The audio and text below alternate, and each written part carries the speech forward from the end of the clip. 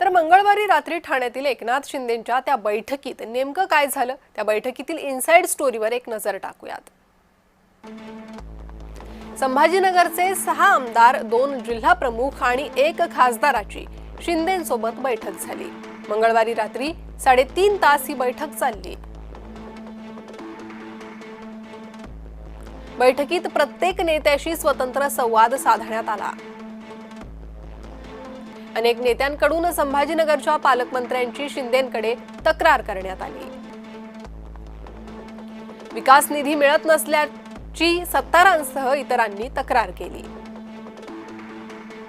मनपा, झेडपीसह इतर ठिकाणी पक्षाचं नुकसान का झालं याबाबत संवाद झाला। बैठकीनंतर सर्वांची एकत्र बैठक घेऊन शिंदेंनी सर्वांना सुनावलं। जिल्हा बँक निवडणुकीत जमल्यास युतीत, अन्यथा स्वतंत्र लढण्याच्याही सूचना केल्या। दोन्ही शिवसेना एकत्र येण्याच्या विधानावर सत्तारांची कानउघडणी केली। अब्दुल सत्तारांच्या मुलाला अर्ज मागे घेण्याच्या सूचना केल्या।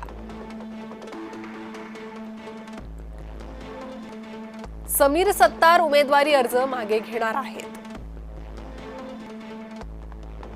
हे या बैठकीनंतर स्पष्ट झालं।